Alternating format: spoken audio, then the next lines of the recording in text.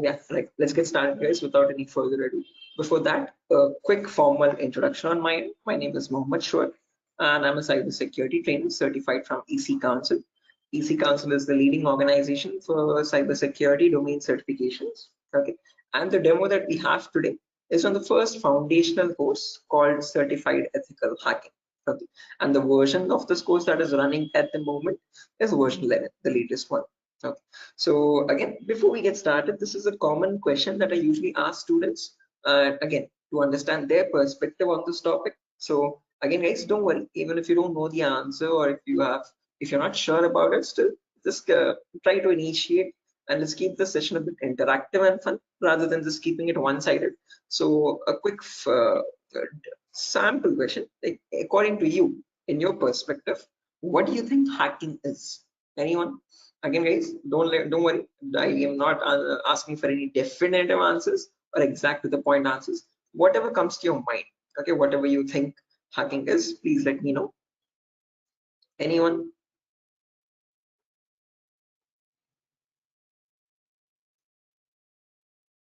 Try to So breaking the system. trying to breaking the system, is that breaking, right? I mean, did I get it right? Break into To the system access is, Yes, yes, try to to access your personal things like computer, mobile. oh, okay, trying to break into the Uh, system or access personal things. Unauthorized access to the system or a data. Unauthorized access to the system or data. That's a great answer. Again, all answers are perfectly right. There's nothing wrong with them. Perfectly correct answers. Anything else, guys? Does anyone else want to add anything to it?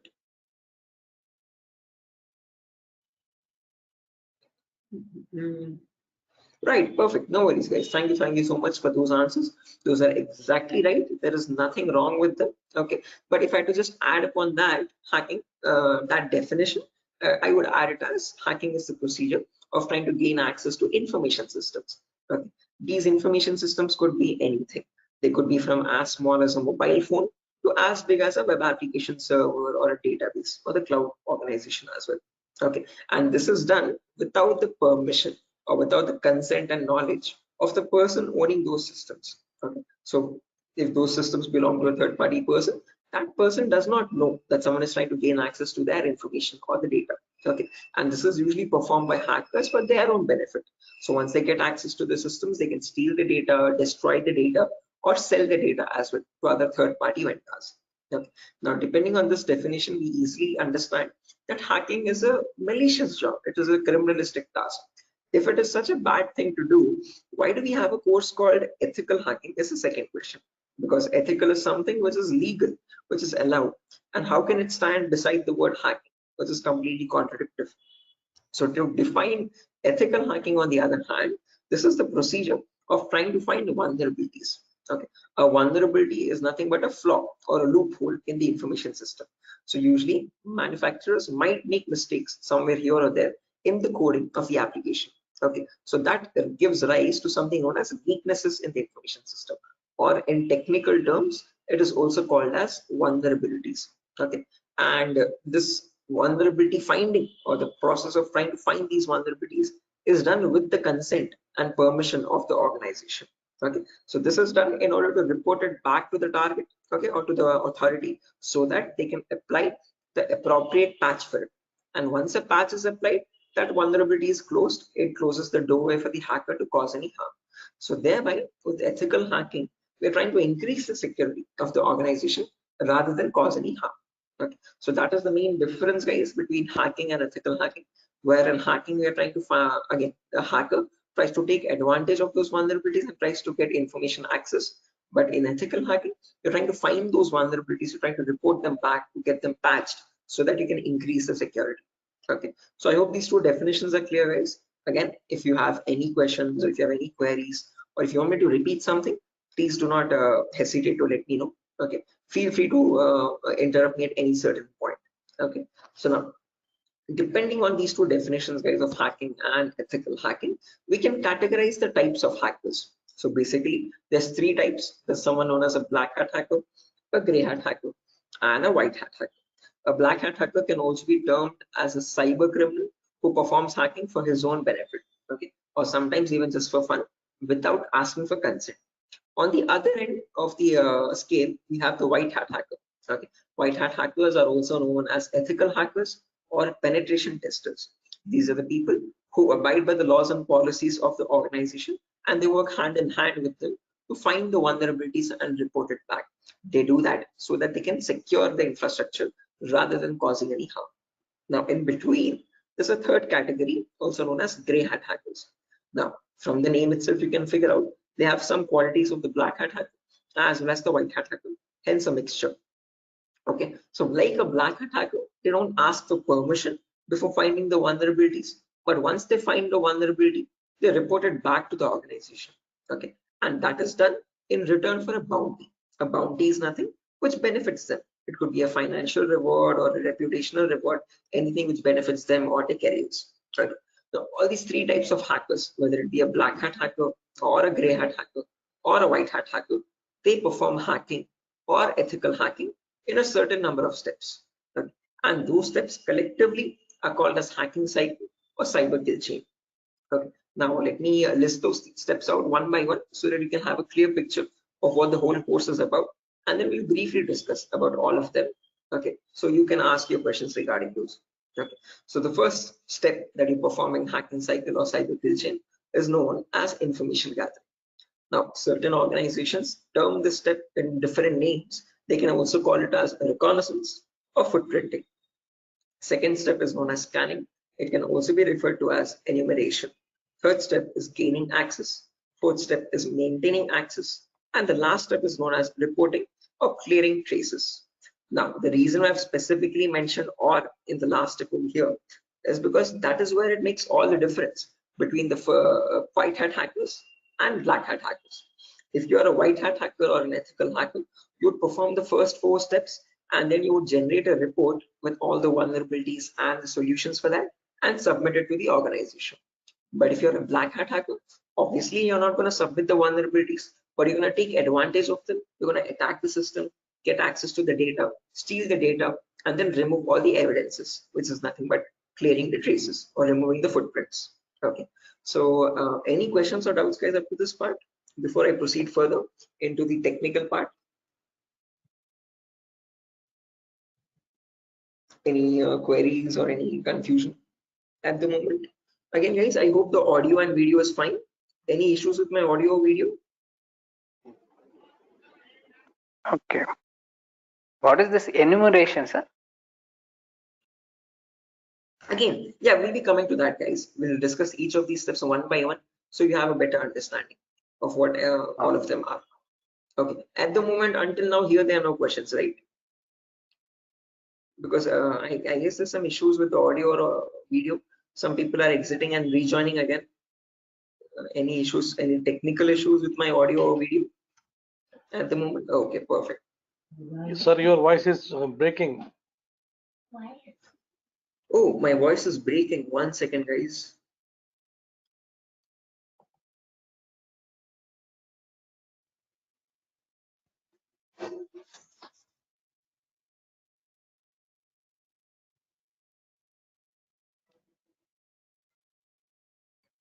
Okay, hello, 1 2 3, hello, 1 2 3.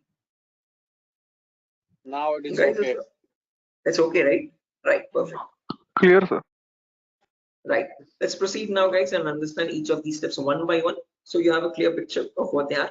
So the first step is information gathering. Again, as the name itself suggests, this step involves the hacker or the ethical hacker to gather as much data as possible about your penetration testing target. Okay, and all this information is gained passively. What I mean by passively is that you get this information from other third-party sources rather than contacting the organization directly. Okay, so for example, if I have a target like Wipro.com, about Wipro.com, I'll start searching online for all the material for it, okay, all the data regarding Wipro.com servers. Okay, the main question is, what kind of data are we talking about over here? And this is the information that we require. So firstly, we try to figure out all the IP addresses and the range of IPs used by the Wipro's main servers or the secondary servers. Then the who is records to understand who is hosting Wipro.com and since when has it been hosting itself. Then the DNS records to understand what information is stored in their DNS servers, domain name servers. Then employee details such as their contact numbers, their email addresses, their usernames and passwords which are leaked, and their home addresses if possible, and so on. So then the domains and the subdomains of Wipro's website, and the operating system information, like what OSs are being used by the servers that are linked with Wipro.com. Now trust me, this guys, that all this information is available online to be gathered.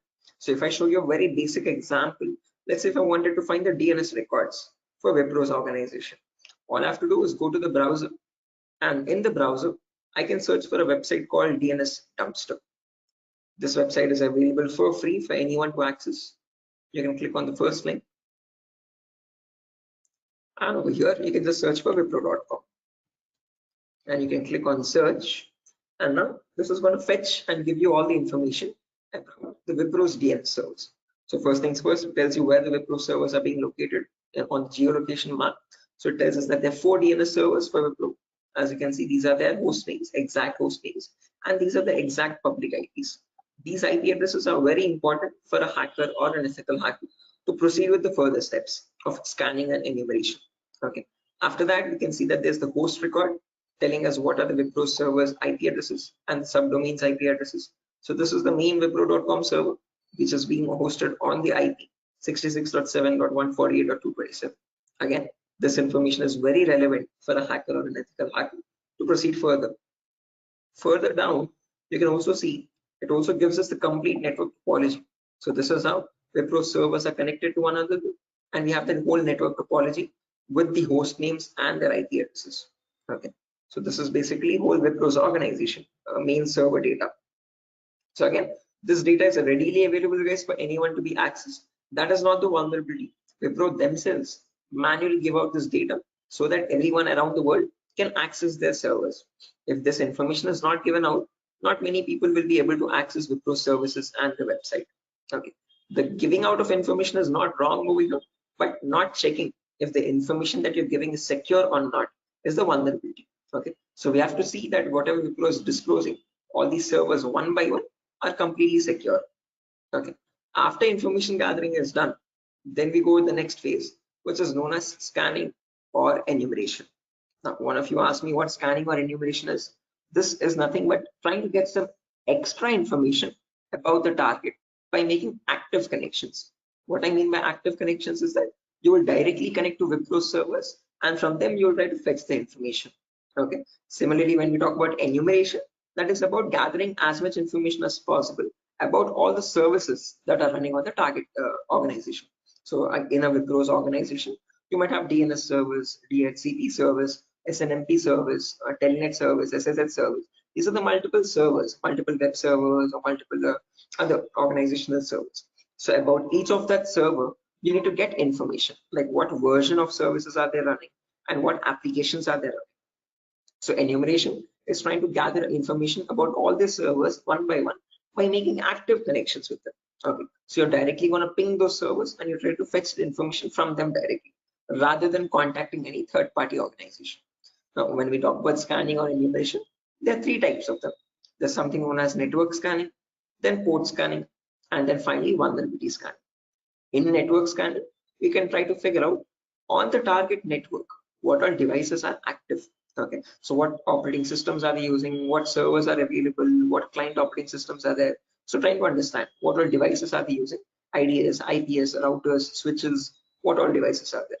On those devices, then you perform port scanning. Port scanning is where you try to figure out what ports are open, and on those ports, what services are there running. Okay, what applications are there running. Then finally, you perform vulnerability scanning to figure out on those services, are there any vulnerabilities? Are there any weaknesses that you can attack on?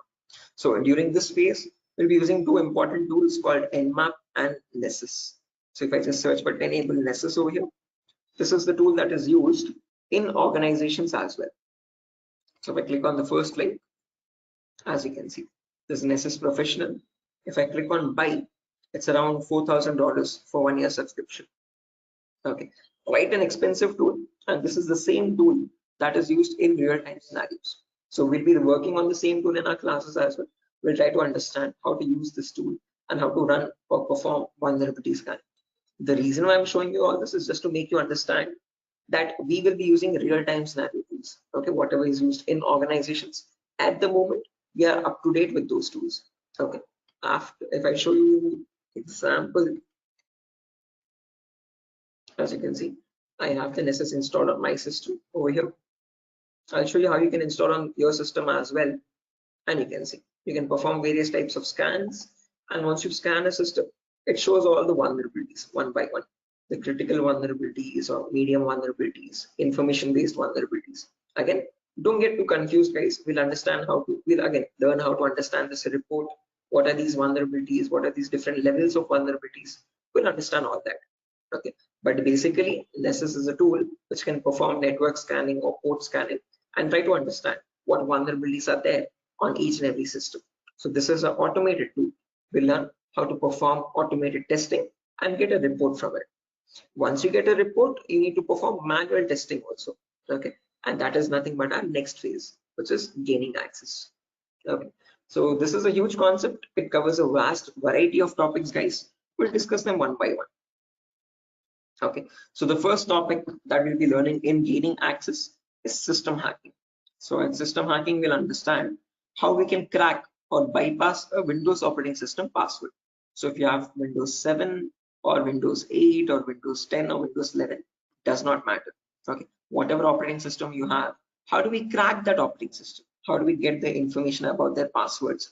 If you are unable to get the passwords, how can we bypass authentication and get access to the internal files is what we learn in system hacking. After that comes malware attacks. Malwares are nothing but, in short, malicious softwares. So we'll practically learn how to create each of these malwares, whether it be viruses or worms or trojans, spyware, whatever it be. We'll understand how malwares are generated and how we can protect our system from malwares. Or if there is a malware already installed, how can we detect that malware and prevent it from running further or causing any further harm. Okay, then there's a bonus topic called malware advanced. This is again not included in the CH curriculum. We have just added it as a bonus topic for students to have better understanding about malwares. In this, we'll be sharing the resources to understand how you can create your own malwares by using Python program. So just in case if you know Python, well and good. If not, also not an issue. We'll be sharing the resources as extra material to understand. So if you are interested in malware development or so, this is a very important bonus topic for you. After that comes network penetration testing. In this, we'll learn all the common network attacks. So in a network, you have multiple, again, devices, IDS, IPS, multiple different types of servers like mail server or DNS servers, DHCP servers, SNMP servers, and so on. So we'll understand how to check for vulnerabilities on each of these servers. Along with that, we can perform a few attacks as well. Sniffing attack, man-in-the-middle attack, denial of service attack, or distributed denial of service attacks, DDoS. Okay, and hacking Wi-Fi routers, trying to crack the password of Wi-Fi routers and getting access to those routers. All this comes under network penetration testing. Okay, all the common attacks that we can perform in a local network. After that comes social engineering, where we learn how hackers create fake websites. Okay, whether it be facebook.com, instagram.com, twitter.com, or flipkart.com. How are hackers creating fake login pages, and from those fake login pages, how are they getting the passwords, credentials? So we learn what phishing attacks are, what are the other social engineering attacks through which hackers manipulate victims into getting their passwords. Okay, so we learn all that, and we'll also understand how to prevent these attacks, how to distinguish between a fake page and an original page, and so. After that, we have web application pen testing. In this, we learn all the common vulnerabilities that exist on websites. So again, websites also have some weaknesses, okay, on which attackers can exploit and try to get access to the internal web server data or the internal database data, and so on. So to list out a few, there's vulnerabilities such as SQL injection, cross-site scripting, broken authentication, file upload vulnerability. Now, might sound very technical, guys, but these are the weaknesses using which hackers can get access to your information, to your passwords and usernames. Okay. After that, finally comes hacking mobile phones, where we learn how we can hack an Android phone and get access to that Android phone remotely. After gaining access is done, then we have maintaining access and maintaining access, reporting and clearing traces, where we learn how we can maintain persistent connections. So if the target is restarting his system or shutting it down and starting after a very long time, how do we get access to that data? How do you still stay connected to the victim machine? Is what we learn in maintaining access. After that comes reporting of creating traces, where I'll show you how you can generate a report and submit to your client or submit to your organization, or how do you remove the evidences. So this course is designed in such a way where we learn both the perspectives of a black hat hacker as well as a white hat hacker. Okay. And it's designed in a completely practical way, no theoretical nonsense. Every day we'll have a class for 1 hour where the first 20 minutes we'll discuss the theoretical part, understanding what that attack is or how to prevent that attack. And then the remaining 40 minutes we'll discuss the practical part of it, okay, with real-time scenario tools. To list out a few tools, we'll be using this tool such as Nessus, we'll be using Nmap, we'll be using Burp Suite, we'll be using the whole main Kali operating system, okay, which I have over here, as you can see. Okay. Before that, let me show the course content as well, guys, very quickly. So yeah, this is over here, the course content for the whole course. Okay, and the course is for a duration of 35 days, where we learn from the very basics itself. So most of the students ask this as a question, like, sir, are there any prerequisites? Do we need to learn something else separately? No, this course is designed in such a way where even a 10th standard student can come and learn the course for without any trouble. Okay, because all the prerequisites are included in the course itself. So before we dive into the advanced concepts, there's a few prerequisites which we will cover. The first few introductory classes. First things first, we learn about networking basics. We learn what IP addresses are, what are IPv4 addresses, what are IPv6 addresses, what is a DNS server, what is DHCP server, all the important protocols, what is TCP protocol, what is UDP protocol. We'll discuss all that in networking basics. Then we'll jump into virtualization. Okay, virtualization, because as you can see over here, I'm running my Windows 11 operating system. On top of this, I'm running my Kali OS. Kali is a Linux-based operating system. Okay, and we need to install this.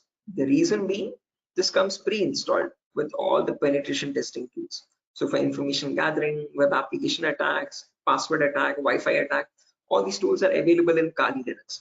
These are not available for you in Windows. So that is why we need to understand how to install this Kali operating system. Okay, and for that we need a tool such as VMware. VMware is a virtualization software. This allows you to install multiple operating systems on the same machine. So I have my Kali OS, I have my Windows 7 OS. All of these are running on my Windows 11 operating system, as you can see. Okay, so on my Windows 11, I can run my Kali, Windows 7, whatnot, as many operating systems as I want. After that is done, then we learn basic Linux and Windows commands, because as I've mentioned, we'll be using Kali Linux. So we need to know how to operate that OS. Okay, so we'll understand what the basic Kali commands are. We'll get familiar or comfortable with the Linux environment, and then we'll dive into the advanced concepts. Okay, so there's a few extra concepts there mentioned as well, as you can see over here: cryptography, reverse engineering, IoT, cloud security. These are not mentioned in the presentation for us, but these are all the topics that we'll be covering. Okay, the whole course duration is around 1 month, guys, 30 to 35 days, and we'll have a class from Monday to Friday onwards for every day for 1 hour. Okay, and the timings will be same. We'll have timings at 8 p.m. Every class will be recorded, and you'll be getting the recordings as well online, which we will have permanent access to. So just in case if you're missing out any class, you can access the recordings whenever you want. Okay, if needed, we can take backup classes as well on Saturdays and Sundays, just in case if there's a lot of absence.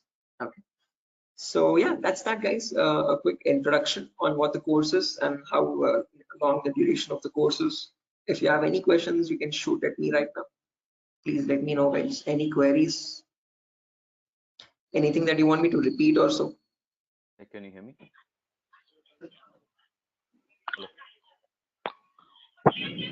Hello. Yeah, hi.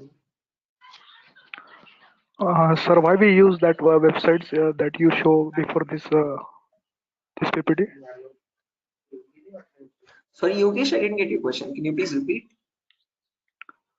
Sir, we as you said that we use some websites for ethical hacking. So that website that you opened before this PPT, I'm asking about that Yeah, website.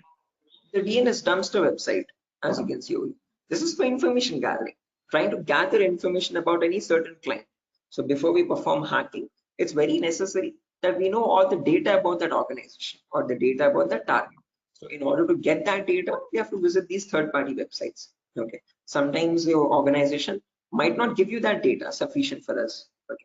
That is why we need to gather that information from other third-party sources, websites like DNS Dumpster and so on.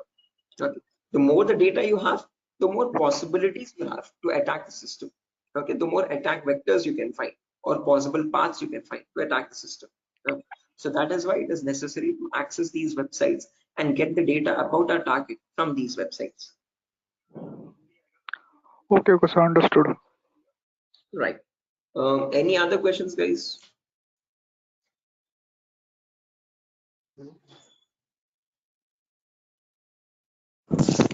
Sir, which type of penetration testing we are going to learn here?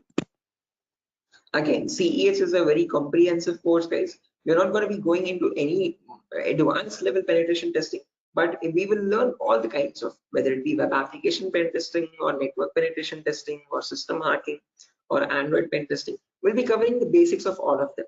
This is a course designed for people who are completely new to cybersecurity, and we can't leave out any endpoint. So we need to understand how to perform network security testing.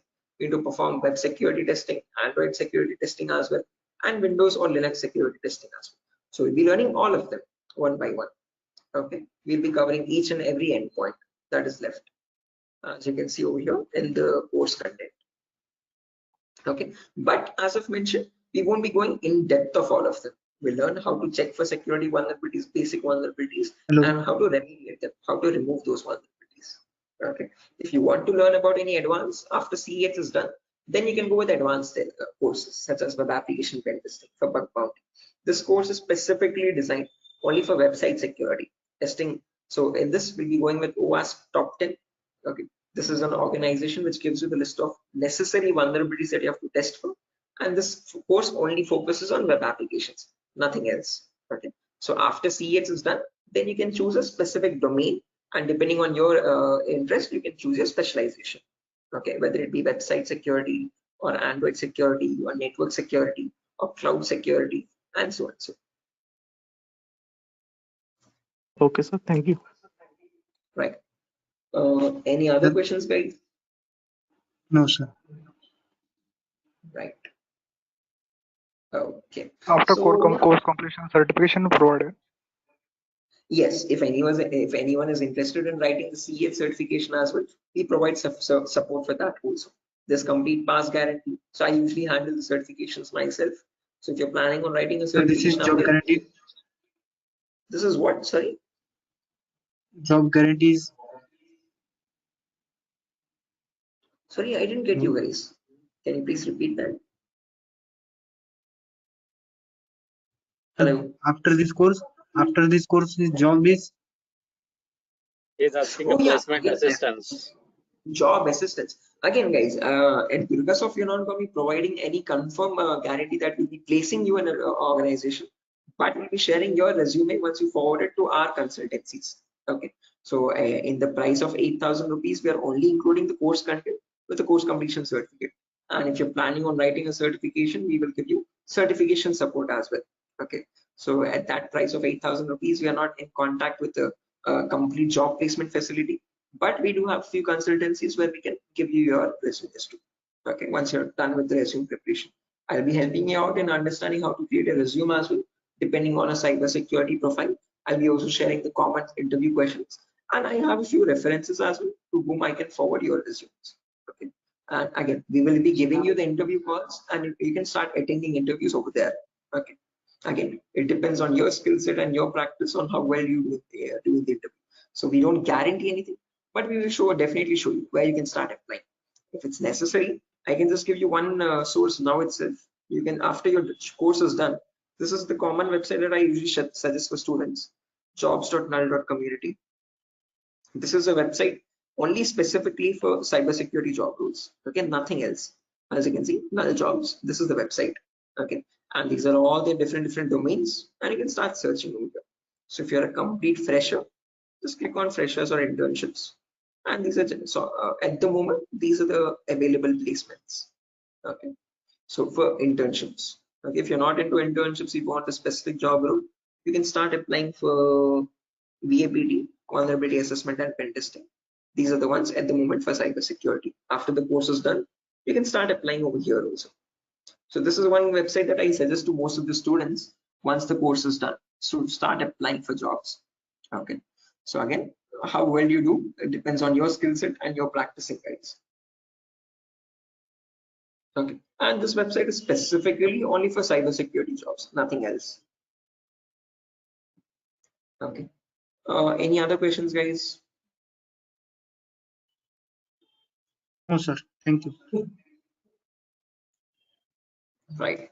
Again, if you practice properly and if you're done with the course, guys, and if you're thorough with all the concepts, getting a job in these portals is not that tough. Okay. There's a lot of students from our previous batches as well who have searched for jobs in this nuns.job.co.in and they found their internships and their jobs. Okay. So again, as I've mentioned, once you sit for the interview, it's all on you. Okay. So it depends on your preparation of how well or bad you do. So we can't guarantee anything. Okay, because that's on your skill set, but we can at least show you where you can start applying for jobs. Okay, so yeah, that's that, guys. Nothing further for our session today. And yeah, if you have any queries, again, over here is my number. Just in case if you have any queries, technical queries, you can let me know. This is the number over here, 768-006-9768. Hello. Hello. Yeah, I can hear you. Prabin, I can hear you. Yeah. So I just wanted to know. Actually, I'm a working professional. I'm working on the front end side, but wanted to move into this domain. So, what suggestions could you, give me on that side? Again, same, I would recommend if you're completely new to this domain, go with Certified Ethical Hacking, CH version 11. This is a foundational course for people completely new. So you'll be learning everything from scratch. After that is done, if you possible, if time and financial permits you, you can write the certification as well from EC Council. So there'll be a CH examination for 125 questions. Okay, and if you give 75% of them right, you get certified from EC Council. You get a certificate from the US organization. Okay, so that adds edge to your resume. If not, if you are not, again, certification is quite costly. It's around $500. So if you're not planning on writing the certification, I would recommend doing some extra advanced courses as well after CH is done, and then add that at least to the resume to build some edge again. Okay. Okay. And is there any coding involved here, or is it into completely into, the security part? Not at all. In CEH, you don't have any requirement for coding level language. But if you're planning on going for some advanced courses like web application pen testing or mobile security testing, there you might need to have some basic knowledge. Okay. So when we talk about web application, it is necessary that you have basic knowledge on HTML and JavaScript. Okay. But when we talk about CEH, the foundational course, for this we have no requirement for any coding level language knowledge. Okay, and what kind of roles are we can apply after the completion of this course? Like someone is if having 5 years of experience and he has transited into this particular cyber security, what kind of roles would be available? Again, as you can see over here, these are the roles that you can start applying for. VAPT assurance lead, VAPT senior security analyst, cyber security consultant. These are all the job roles. Penetration tester, security analyst, or monitoring job roles, and so on. Vulnerability assessment tester. These are the job roles you can start applying for. Okay, cool. Thanks. Right. Any other questions, guys?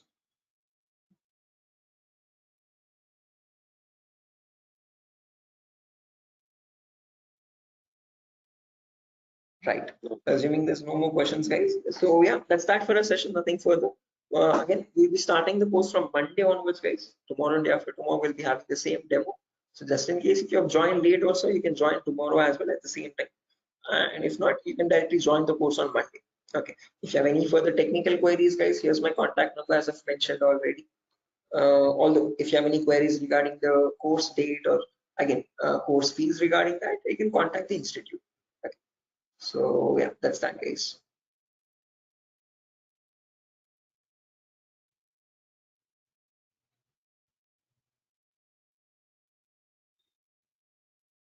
Sure.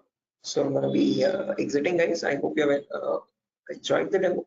And yeah, if there's any queries, please do let us know how we can help you. Okay. Have a good day, and I'll see you soon. Bye bye.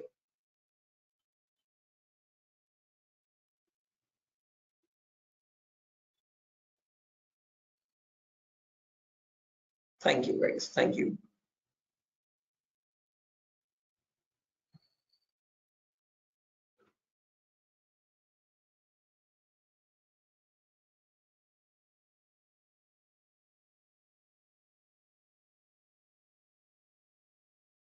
Okay. Hello, guys. Can you hear me now? Biswajit Singh, Rakesh, Ravikiran,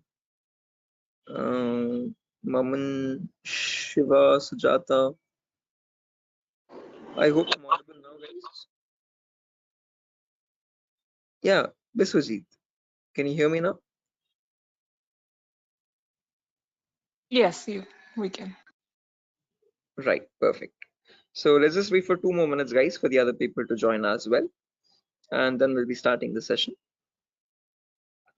Until then, if you have any queries or if you have any questions before we start the session, you could please let me know.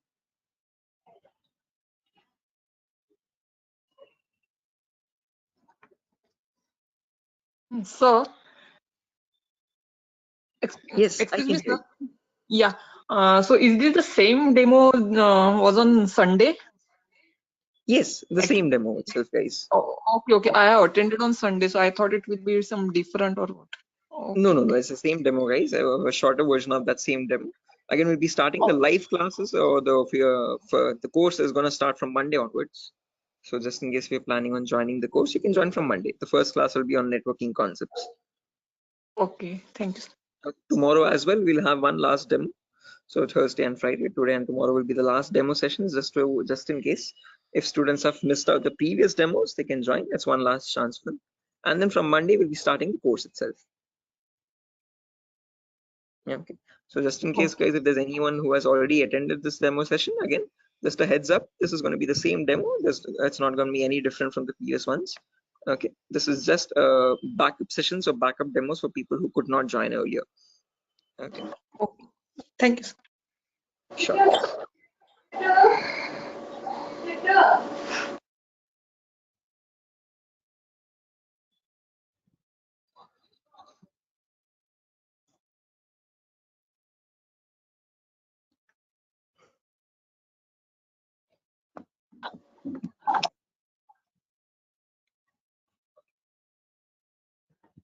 Sir, it means I can directly join on Monday because yesterday I was also present. Yeah, sure, guys. Again, as I've mentioned, it's the same demo. It's not gonna be any different. So this is only for people who are completely new to it, who have not attended the previous demo sessions. So if you have already attended the demo session, guys, you can join back on Monday itself directly. Okay, and the timing will be same at 8 p.m. Same time, 8 o'clock in the night. Okay, thank you. Sure. Okay, guys, so let's get started without any further ado. Before I get started, a quick formal introduction on my end. My name is Mohammed Shoaib. I'm a cybersecurity trainer certified from EC Council. EC Council is the leading organization for cybersecurity domain certifications. Okay, and one of the courses that it provides for people who are completely new to this domain is Certified Ethical Hacking version 11. This is the latest version of the course that is running at the moment, and this is a course designed in such a way for people who are completely new to this domain. So if you have no knowledge about what cybersecurity is or what hacking or ethical hacking is, this is the course to get started with. Okay. So before I proceed further, this is a common question that I usually ask all the students just to understand their perspective on this topic. So again, guys, let's keep this session a bit interactive and fun. So my first question to you is to understand what your perspective is on hacking. So again, not asking for exact definitive answers, guys, but just to understand your view on it. Okay, so whatever comes to your mind, please do let me know. In your terms, what do you think hacking is? Anyone? There's Biswajit, there's Maman, Rakesh, who else? Shafiuddin, Shiva. Hello. Yeah, Biswajit, I can hear you. Sir, actually, according to me, hacking means to hack the information of organization or any systems. Right? Yeah, hacking information or getting access to the information of organization systems. That's a good answer, Biswajit. Anyone else, guys, who wants to add anything to that? That's a perfectly right answer. There's nothing wrong in it at all. Perfectly all right. Any other additions to that, guys? Anyone who wants to append anything to that answer?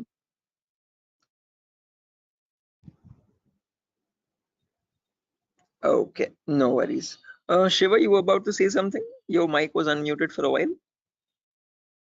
Did you have an answer? Okay, no worries, guys. So let me just add on with Biswajit's answer. So if I had to define hacking on, depending on using on his words itself, hacking is nothing but the procedure of trying to gain access to information systems. Okay, now these information systems could be anything. They could be as small as a mobile phone to as big as a database or a web application server or cloud organization itself.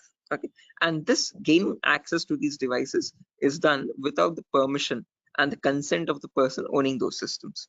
Okay, so the organization who owns those systems has no clue that someone is trying to gain access to their data. Okay, and this is usually performed by hackers for their own benefit. So once they get access to the data, they can steal it, they can destroy it, or sell it on the dark web to other third-party vendors. Now, if hacking seems such a malicious job, why do we have a course called ethical hacking? Is the second question. Because ethical is something which is completely legal. And how could hacking become legal now? That's the main question. So when we talk about ethical hacking, on the other hand, guys, this is the procedure of trying to find vulnerabilities. Okay. A vulnerability, in simple terms, can also be called as a weakness or a loophole in the information system. And using these weaknesses only, hackers try to get access to the target informations, target information systems data. Okay. So your job as an ethical hacker would be to find these vulnerabilities before a hacker does, and this is done with the consent and permission of the organization. So once you find these vulnerabilities, you have to report it back to the organization so that they can apply the patch for it. And once a patch is applied, you're thereby increasing the security of infrastructure and preventing hackers from causing any further harm. So with ethical hacking, you're trying to increase the security and make the infrastructure much more secure and stronger compared to what hacking is. Okay, where you're trying to exploit vulnerabilities. Okay, so you see, are these two definitions clear, guys? Like what is hacking and what is ethical hacking, and how are they different from one another? Because most of the students have a misconception that both these terms are one and the same. No, guys, we're not going to be performing hacking. We'll be learning ethical hacking in the course. Okay, we won't be exploiting the vulnerabilities, but we'll see how to search for them, how to find them in an organization's systems, and how to report them back to the organization. Okay, so that we can prevent hacking from happening. Now, depending on these two terms, guys, we can categorize the different types of hackers as well. So we have someone known as a black hat hacker, then we have someone known as a white hat hacker, and in between there's someone known as a gray hat hacker. Okay, so firstly, the first category is black hat hackers. These people are also commonly referred to as cyber criminals. Okay, these are people who perform hacking for their own benefit, and they do this by asking no consent at all. On the other end of the spectrum, we have the white hat hackers, who are also termed as ethical hackers or penetration testers. Now, these people perform ethical hacking, or in simple terms, penetration testing, to find all the vulnerabilities in the organization. And they do this by asking for consent and by following all the laws and policies set by the organization. So they do not cross any line, they do not perform exploitation of any vulnerabilities, they only work to increase the security of the organization. Now, in between white hat hackers and black hat hackers, there's someone else known as a gray hat hacker. Now, as the name itself suggests, these people have both the qualities of black hat as well as a white hat hacker. Like a black hat hacker, they don't ask for permission before finding the vulnerabilities. But once they do, once they find the vulnerability, like a white hat hacker, they report it back to the organization.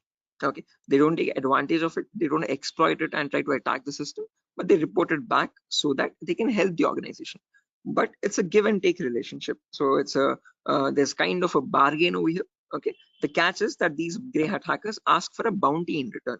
Okay, a bounty is anything which benefits them, so they could ask for some prize reward, or they could ask for some reputational reward, anything which benefits their career and profile. Okay, and that is why, in simple terms, they are also known as bug bounty hunters. They find bugs in return for a bounty. Okay, so they are hunting for bugs. Okay, now all these three types of hackers, whether we take black hat hackers, gray hat hackers, or white hat hackers, they perform hacking or ethical hacking in a certain number of steps. Okay, and they follow a procedure, a systematic procedure. That systematic procedure is known in simple terms as hacking cycle or cyber kill chain. Okay, various organizations categorize these steps into various numbers, but if I had to summarize it up, there are 5 important steps in hacking cycle or cyber kill chain. Whether you take a black hat hacker, or a white hat hacker or any kind of a hacker, he needs to follow the same procedures as well. Okay. Now let me list them out first, and then we'll discuss in detail about each of them, so you have a clear picture of what the whole course is about. Okay. So the first step is known as information gathering. It can sometimes also be referred to as reconnaissance or footprinting. So they are one and the same term, guys. Don't get confused. Various organizations use various terminologies, but whether you hear information gathering or reconnaissance or footprinting, all the three terms are one and the same. After that, you have scanning, which can also be referred to as enumeration. Then you have gaining access. Then you have maintaining access. And then finally, there's reporting or clearing traces. Now, the reason why I've mentioned or over here in the last step in capitals is because to make it a note to understand that this is the only step where you have a difference between black hat hackers and white hat hackers. Now, whether you're any kind of a hacker, whether it be black, white, or gray, the first four procedures are to be followed mandatorily. So you have to follow those first four procedures in the same order. After that, in the end, what changes is the last thing that you do. Okay, if you're a white hat hacker, you would definitely report all the vulnerabilities that you have found with the remediations, with the solutions to remove those vulnerabilities. If you're a black hat hacker, definitely you're not going to be giving any solutions, and obviously you won't be reporting it, but you will try to remove all the evidences. So whatever harm you have caused, whatever data you have stolen, you might leave some footprints here and there. Okay, so that is why it's very necessary that you remove or clear those footprints so that you cannot be traced out and you stay anonymous. So that is known as clearing traces in simple terms. And in our course, we'll be learning both the perspectives, how we can generate a report and submit to the organization, or how hackers clear the traces and remove all the evidences. Okay. Now, let's briefly discuss about each of these one by one, guys, so you have a better idea on the whole course. But before that, any questions, guys, for anyone? Again, please feel free to interrupt me at any certain point. Do not hesitate to ask a question. Please Hello? let me know. Yeah, Biswajit, I can hear you. Sir, is this class is getting recorded? Yeah, this will be recorded, definitely. Every single class that we take will be recorded and it will be uploaded to the Google Drive. So even once we start our course as well, the whole duration of the course, every single day we'll take a 1 hour class, and each class will be recorded and uploaded to the Google Drive. So that just in case if you're missing out, if you're absent for a session, you can access the recordings whenever you want to. Okay. Okay, sir. Actually, from the starting, you told about hacking and ethical hacking. So, could you please briefly tell me? Hacking means like you're hacking the particular some credential information, like something personal information you are hacking. But ethical hacking was that I did not get it properly. Good question. Again, Biswajit, when we talk about hacking, this is something that cyber criminals perform. Okay, hacking is where you're trying to get access to information devices. Okay, and using those information, what you do with that information defines what kind of hacking you do. Okay, so in ethical hacking, we are trying to understand how hackers are hacking that information. So what are the procedures are they following, and how are they actually finding that vulnerability, and how are they checking for those vulnerabilities on the systems? Okay, so we as ethical hackers try to find those same vulnerabilities that hackers use, and we try to rectify those vulnerabilities. We try to apply the patches for them. Okay, so just like how hackers do it, we are going to do it in an ethical manner. Yeah. Okay, that means, sir, if a hacker is trying to hack some particular information, and the ethical hackers are there to prevent that through their coding or whatever the algorithms, I think. Exactly. Again, in simpler terms, it's not about algorithms and stuff, but it's about the source code actually. Okay, so whatever it is known as a vulnerability. A vulnerability is a weakness or a misconfiguration of the system. So ethical hackers do the job of finding those vulnerabilities before a hacker can cause any harm. Okay, and once the vulnerability is found, they disclose it to the organization, and organization will remove that vulnerability so that your systems are secure. Okay. Sir, then although you told about the black hat hackers, red hat, and gray. So what are the what are the job responsible of the three hackers? Again, yeah, I'll be coming to that as well, Biswajit. So when we talk about ethical hackers, we have a certain few job roles that we can apply for. I'll be discussing that at the end of the class. Okay. Until this part, any questions or doubts? Okay, hacking cycle. And you information gathering, scanning, information. You will tell detail about this chapter, I think. Right now, yeah, that's the main thing to do right now. I'll be doing that now. Okay, sir, you continue. Sure. Right. Anyone else, guys, who has any other confusion or any issues with the clarity? Mamun, Shafiuddin, Shiva. Right. Okay. Now let's briefly discuss about each of these terms, guys, one by one, so that you have a better picture of what we are going to be discussing in the course as well. Okay. So the first step is information gathering.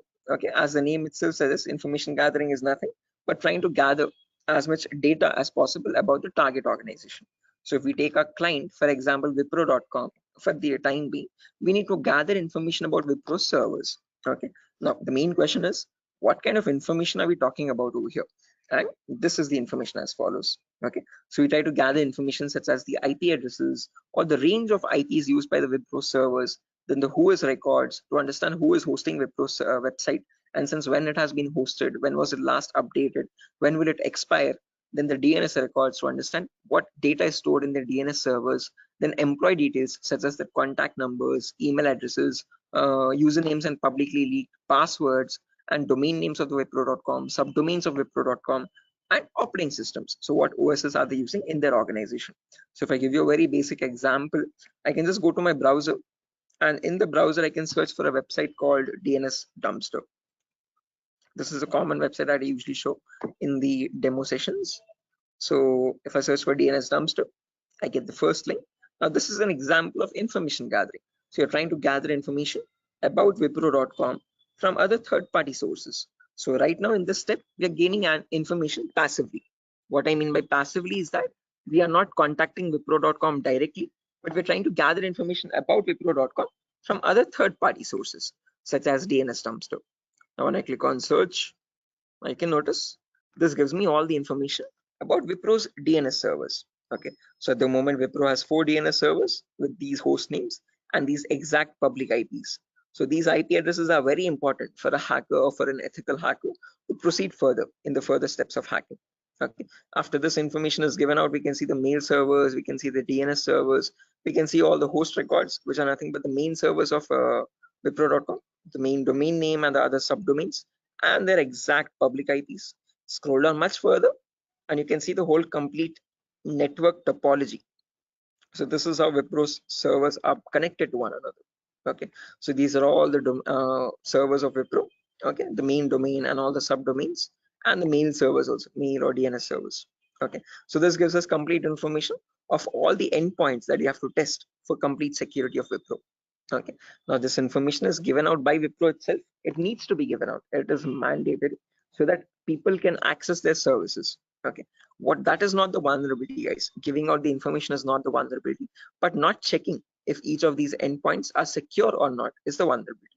So a pen tester or an ethical hacker needs to check for each and every endpoint and see to that that on each of these servers there are no unnecessary ports running or unnecessary services running which are having vulnerabilities. Okay, so now next comes the scanning phase. So after you gather information like this about a target organization, then we go with the scanning phase. Okay, scanning is where we get some extra information by directly contacting the servers. Okay, so to gather more information by making active connections with the direct target. So in this phase we'll be using 3 types of scanning.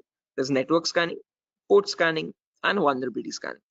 In network scanning, we try to figure out on the target network, on the target organization, what all devices are being used. So if we take Wipro for example, in Wipro's company or in Wipro's office, what all devices are being used, what servers are they using, what firewalls are they using, what IDS, intrusion detection systems or intrusion prevention systems are they using, and what all services are they using, DNS, DHCP, and so on and so.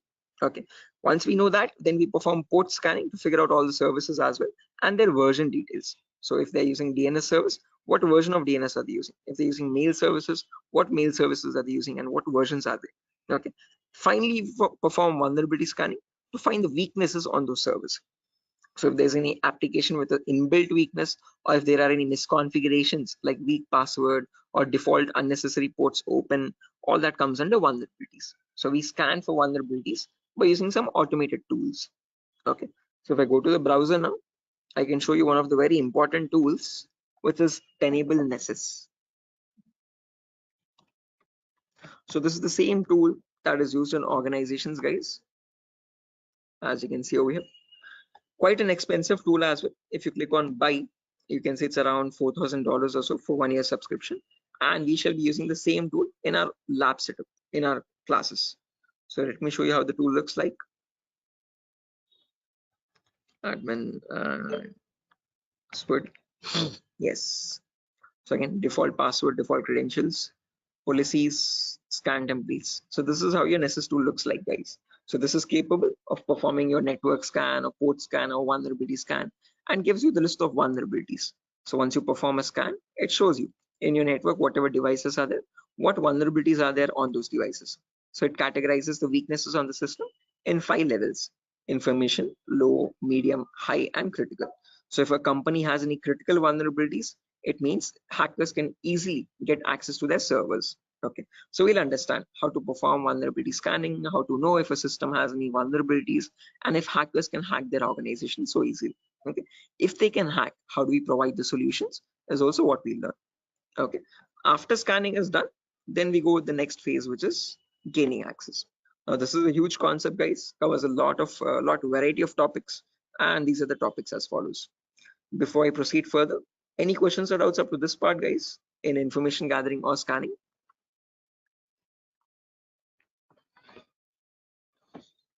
Biswajit, Mamun, Shafiuddin, Shiva. Please do not hesitate, guys. If you want me to repeat something, I will definitely do. Sir, Yeah. Sir, please repeat that first part. Which one? Like before gaining access, you told about some gathering information. Like I understood that what if their system in vulnerability in the system, so hackers are easily hack that system. So I understood somehow. Oh yeah, in information gathering again, Biswajit, as I've mentioned, we try to gather information from other third-party websites. So there's websites like DNS Dumpster, Hunter.io. So from other third-party sites, we gather information about the target. After that, then we perform scanning. So we directly get access to target servers or whatever target it is, whether it is Wipro.com or so and so. Okay. And in their target organization, we perform the scanning to figure out in their network what devices have what vulnerabilities. So in my local network, I have scanned for 3 devices, and in each of these devices, I can see the weaknesses on each system. Okay. Tells you what the weakness is. Okay. If there's an unsupported OS, what is the solution to remove that vulnerability, and what can be performed with that vulnerability. So this scanning tool gives you that up-to-date information. Okay, so this is all this all comes under automated vulnerability scanning. Okay, so this is something that you always perform in an organization to test for vulnerabilities on different systems. Okay, it is software. Yeah, it is a software. This is the Nessus tool. The Nessus tool is nothing but a software that we have. Okay, sir. Okay. Right. So this is the same tool that is used, the same software that is used in organizations as well. Okay, and we'll be running in real-time scenario. Whatever tools that are being used, we work on them in real time. Okay. So yeah, now proceeding further, after all this is done, then we go with the gaining access phase. This is where we try to perform various kinds of attacks to get access to the systems. Okay, once we perform the scanning, once we know that these are the vulnerabilities on which you can attack on, next part is nothing but to attack directly, which is nothing but penetration testing. So in this, as I've mentioned, there's a huge set of topics.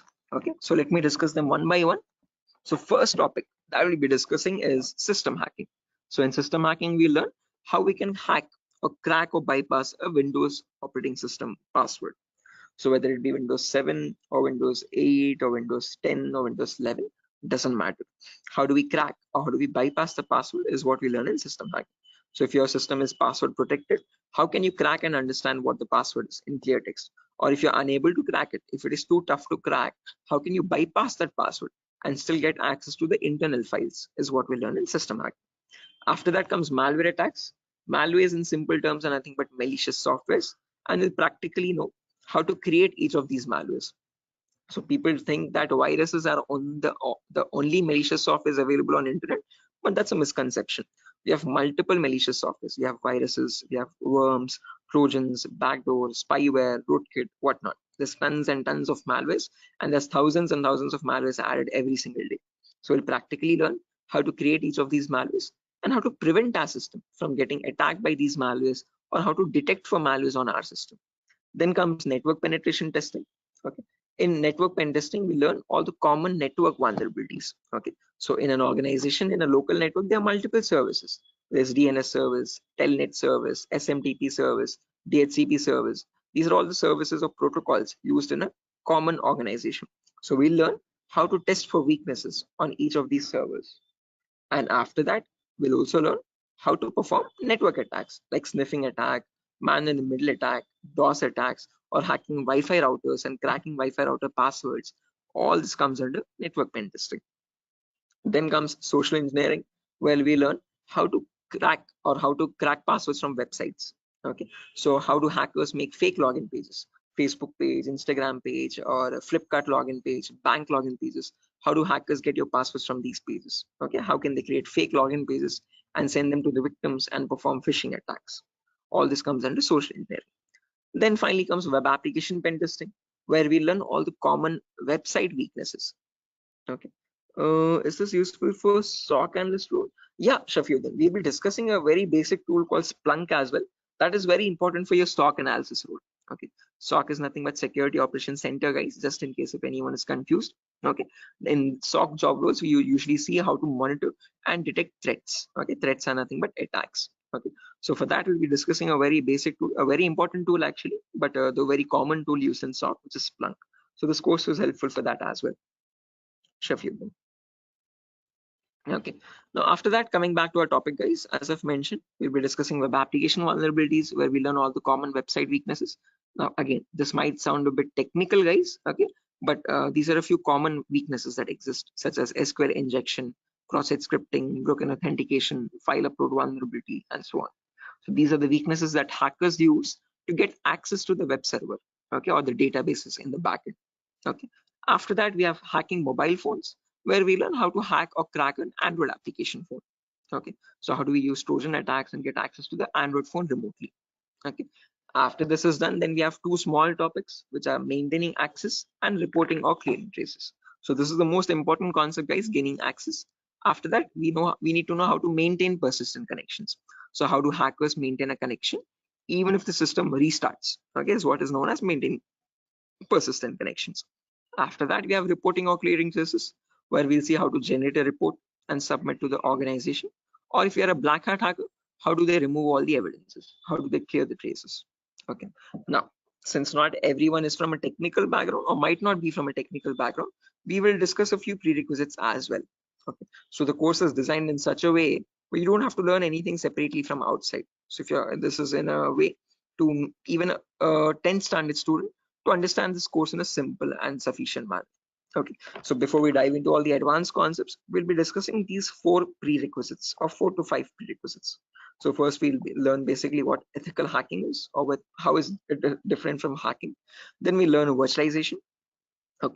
The reason why we need to learn about virtualization is because we'll be using a tool called VMware. So as you can see on my desktop, this is my Windows 11 operating system, and on this I have my VMware application. Okay, this VMware allows me to run multiple operating systems on one single machine. Okay, so as you can see, I can run my Kali OS, I can run my Windows 7 OS, Ubuntu OS, and so on. So, okay, the reason why we need virtualization is because we need to run something known as Kali Linux. This is a Linux operating system, guys. Okay, and this is very important for us because this comes pre-installed with all the penetration testing tools. Okay, for hacking tools or ethical hacking tools. As you can see over here, there's information gathering tools, there's web application testing tools, there's password attacking tools, Wi-Fi attacking tools, and so on. So these are the tools that specifically come only with Linux OS. Okay, they're not available in your Windows operating system. So that is why we need to know how to install this operating system and how to use this out. Okay, again, one good thing is this is completely free and open source. Anyone can download this operating system from the official website kali.org. Kali.org. Okay, so how to download this and how to install this is what we learn in the virtualization class. After that is done, then we will go with basic Linux and Windows commands. So as I've mentioned, Kali is a Linux OS. So we need to understand how to use a Linux operating system. What are the basic commands in Linux and how is it different from Windows operating system? After that, we learn basic Windows server configuration, how to configure a DNS server, how to configure a web server in Linux, in Windows OS. Okay, and after all that is done, then we go with the important concepts. Okay, information gathering, scanning, enumeration, then gaining access, maintaining access, all that comes after that. Okay, so until these concepts are done, then you'll be ready for all the advanced concepts. So this is designed in such a way where you don't have to learn anything separately from anywhere else. Okay, so after that, again, there's a few bonus concepts as well, guys, such as cryptography, reverse engineering, IoT, cloud security, Splunk. So these are not included in other institutes. Okay, these are a few concepts that we have specifically designed in such a way so that you can proceed further and learn advanced courses as well if you're interested. Okay, so yeah, that's that, guys. Again, one last thing, the whole course is for a duration of 1 month, where you'll have classes from Monday to Friday every day for 1 hour. Okay, and every class will be recorded and it will be uploaded to Google Drive. So just in case if you're missing out any classes, you can access the recordings as well. Okay, so yeah, that's that, guys. Any questions on your end? Yeah, Biswajit, you were asking me one question, asking about the job roles, I guess. So once you're done with the course, you can start applying for job roles like SOC analyst, vulnerability assessment tester, or penetration tester, or again, security engineer, and so on. So, okay. So these are the job roles you can apply for once you're done with the course. Actually, I have taken this course on. I was just learning this course just to get a job in that ethical hacking, like information security, and in any IT company. So actually, sir, as I came to know that, sir, is there any like coding algorithm required to just like to do such kind of activity in Good ethical question. hacking? Great question. This is a very common question that is frequently asked by students, that do we need any coding knowledge required for this course? Definitely not. So, sir, in CEH we will be discussing again. We will be primarily focusing on Linux operating systems. So we need to know how to use a Linux OS properly. Okay, so that is the only requirement which we will be learning throughout the course. Okay. Other than that, you do not require any coding level language knowledge at all. Okay, so coding or development knowledge is not at all necessary. Wherever it is, we will be discussing that basic necessity of it. Okay, so there are certain topics where we have a topic called malwares. So in this we learn how to create malwares. Okay, so in that one topic will require basic coding language knowledge, but again, that itself I will myself be teaching it. Okay, so you don't need to learn anything separately from anywhere else. And other than that, this one topic malware, we won't be using coding language at all anywhere. Mhm. So Ajay, so actually I am doing job in Linux support, like technical support. That's great. This is going to be a lot easier for you then. Mm. So actually that's why I want to change my career, change my like next job into information security on the doing ethical hacking courses. Yes, I one more thing that, sir, is it necessary to get the certification on ethical hacking, like you have done something Right. Again, it gives an edge, Biswajit. It's better to have a certification. If you're not going with certification, I would recommend you learn a few extra courses as well. Okay. After certified ethical hacking is done, then go with one advanced course, one specialization course like network security or web application security or so and so. So that will add you some much more value to your certification. Okay. So into your resume actually. Okay. So it's better to have certification, but if you're not having certification, just to increase or broaden your skill set, learn an extra course after CH in cybersecurity itself. Okay, there's many streams. Okay, we provide web application security as well, testing. So you can join this course as well, just in case if you're not doing a certification. Okay.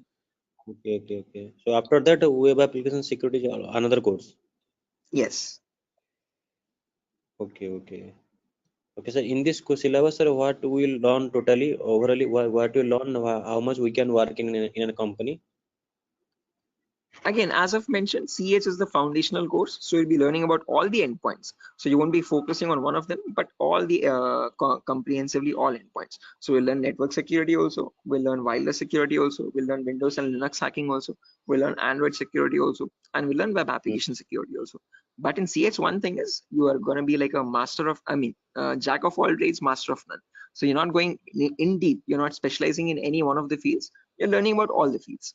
After that, you can choose one specialization and you can focus on that. You can either go towards web security or cloud security or network security. Depends on your interest. Okay. Understood, sir. Then Right. that will the final and long-term career. Long term, yes. Okay. To get started first, usually in cybersecurity, you usually get monitoring job roles for a few months. Okay. After that, Okay. then you can go into deeper course. Mamun, are you going to teach all security courses? Yeah, I'm the same tutor, Mamun. So after CH is done, if you're planning on going with cloud security or web application security, we provide those as well.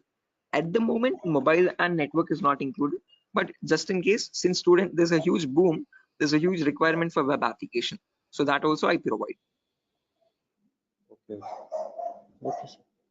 You can go with 1 year experience, Shafiq, not more than that with CEH. But if you like add a few more courses after that, like after CH, if you do web application and also, you can add a couple years experience, like 2 or 3 years of experience as well. Okay, because you need to know more tools with such years, that huge years of experience. They will ask you what tools you have worked on. Okay, so it's better you have a few knowledge on those tools. So with more the courses, you get more experience with different tools. Okay, sir. So will you please help with practically all the things?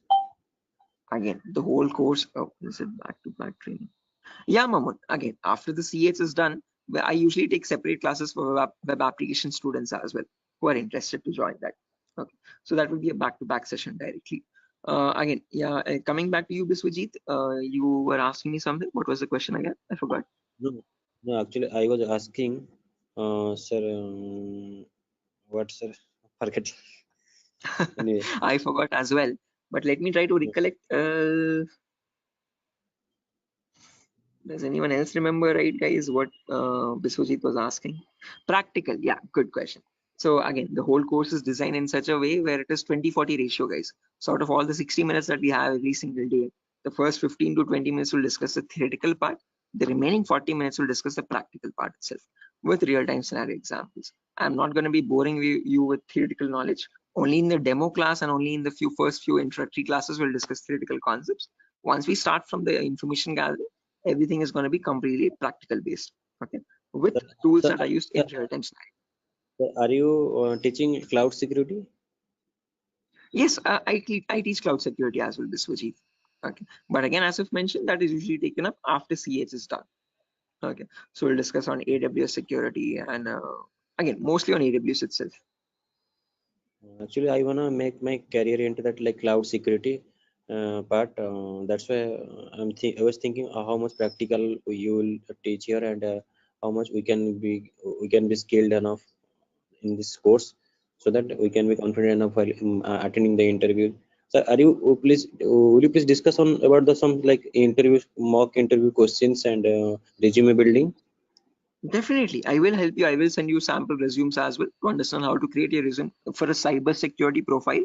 Okay, and along with that, I'll also share the commonly asked in interview questions. So I have a PDF document prepared for that specifically, which I share with all the students after the course is done for all the cyber security related interview questions. Okay, so I'll be sharing all that as well. Okay, sir. No, because I have planned after completion of this course, I have planned to move on cloud security by practicing those questions and all the practical things. Definitely. Again, if necessary, I'll be sharing the resources as well separately for you regarding your cloud security content. Okay. So if you're planning on doing a course after CS is done, then you can contact me for that. We can do that course separately. Okay, sir. Okay, it's not included with Durga Soft at the moment, but again, yeah. Okay, sir. Sure. Any other questions, guys, at the moment?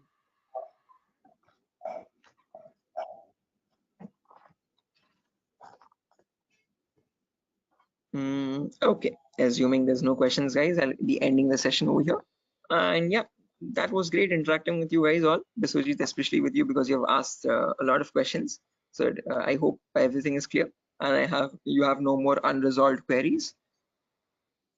Okay, and now yeah, I understood. I will follow that like recording also. If I got any doubts and demo sessions, I will ask you in the next class. Definitely, sure, definitely. Again, guys, if necessary, here's my contact number as well, 76800697768. If you have any technical queries, you can contact me over here. If you have any queries regarding what other technology we should know, again, Maman, as I've mentioned, it's better to have Linux knowledge, Linux commands knowledge, and how to use a Linux operating system, and basic networking knowledge. What are IP addresses, what are IPv4, what are IPv6 addresses. If you do not know these also, as I've mentioned, all these are included in the course itself. So these are the prerequisites which are required. But again, I have included them in the course just in case if you're not familiar with them. Okay. So there's no prerequisite for joining the course. All you need is a good laptop to run the practicals. Okay. Minimum requirement would be at least an i3 processor, oldest to oldest i3 processor, and minimum to minimum 6 GB or 4 GB RAM. If you have 8 GB, that is recommendable. Okay. Recommended. But if you have minimum 4, it might hang a bit, but it will work. Okay. So one important requirement is you need a laptop or a device for practicing, because we have a lot of practicals in the course. Okay. So other than that, nothing else is required. Okay. Just interested mindset and a device to practice on. Those are the only 2 requirements for this course. Nothing more. Okay. All right. So yeah, that's it, guys. Nothing further for the session today. If you're interested to join the course, you can join this from Monday. We'll be having the first class on Monday for networking concepts. Okay. And after that, yeah, tomorrow as well, there's another demo session. So just in case if anyone is planning to join the demo again, you can join it tomorrow at the same time. If not, we'll be starting the course from Monday itself directly. Okay, thank you, sir. Okay, guys. Good day. Thank you for joining the session. It was great interacting with you. And I'll see you soon, guys. Bye-bye. Have a good day. Thank you, sir. Good night. Thank you, guys. Good night.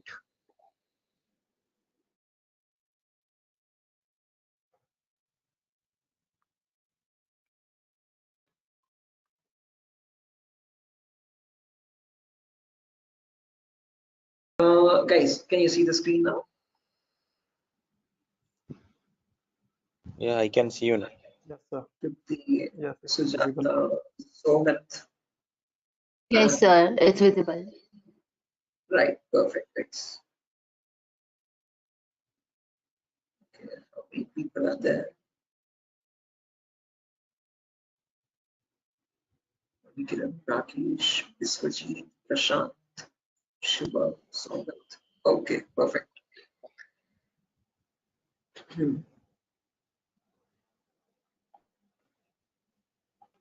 Okay, guys, let's get started with the session without any further. I am already a bit delayed in starting the session, so sorry for that, guys.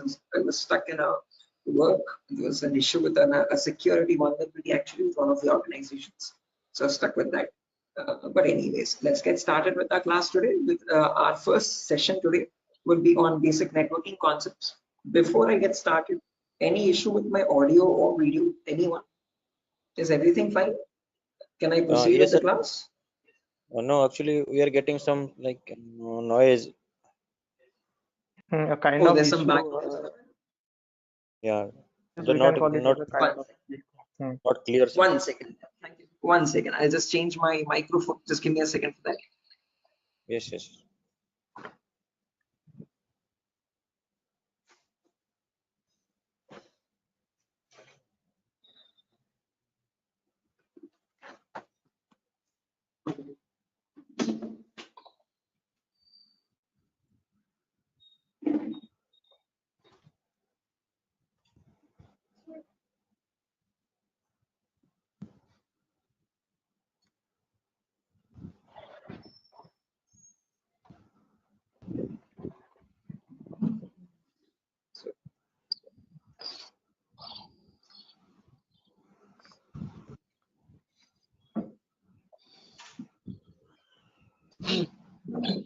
Okay. How does it sound now, guys?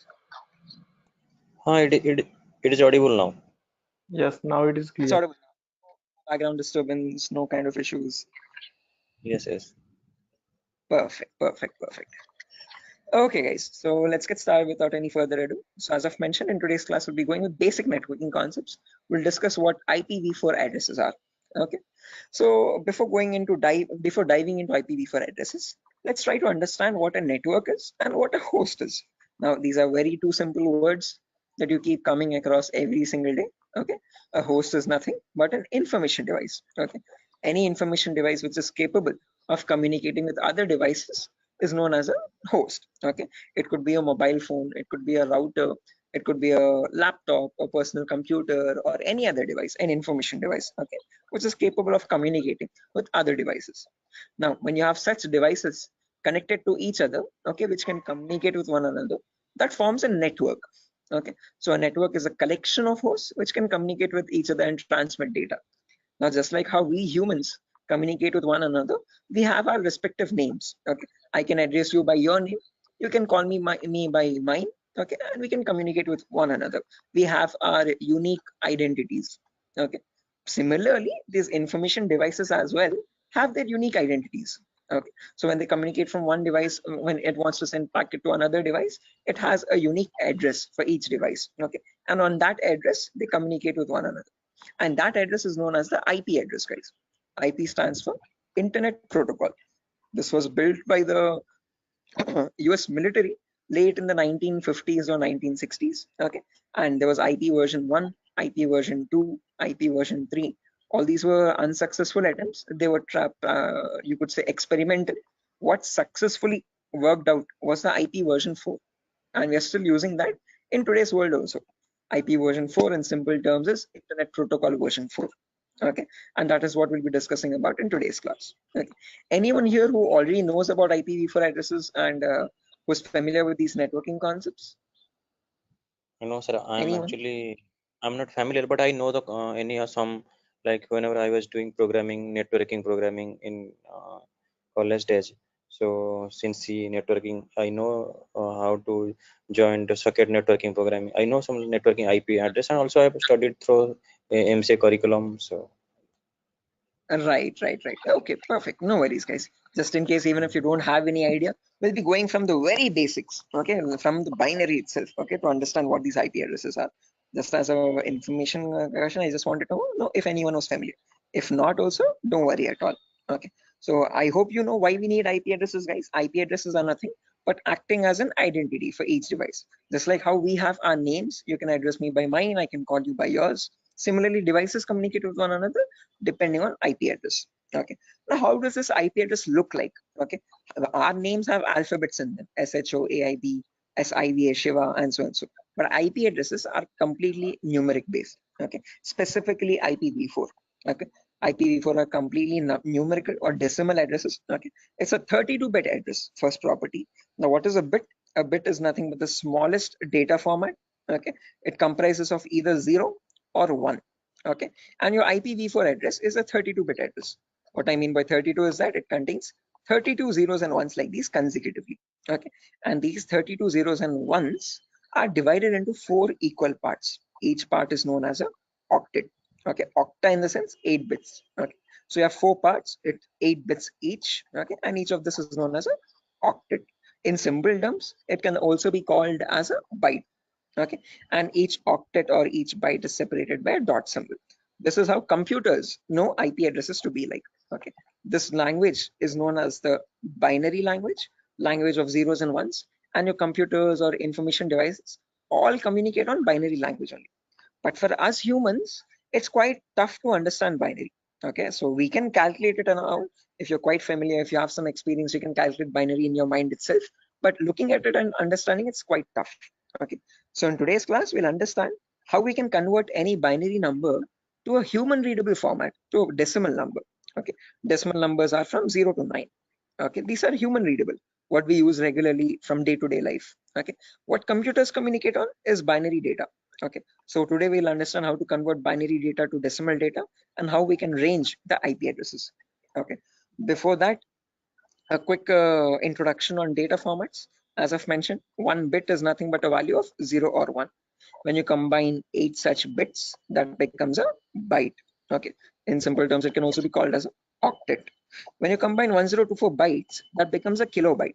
Your textpad files, your contact applications and all these are in kilobytes of data. Okay, when you combine 1024 kilobytes, that becomes a megabyte. Okay, your PDF documents or your music files are in megabytes of data. 1024 megabytes becomes a gigabyte. Okay, your movie files or larger softwares are in gigabytes. 1024 gigabytes becomes a terabyte. Your hard disk is in terabyte storage data, and 1024 terabytes becomes a petabyte. We have never used petabytes until now.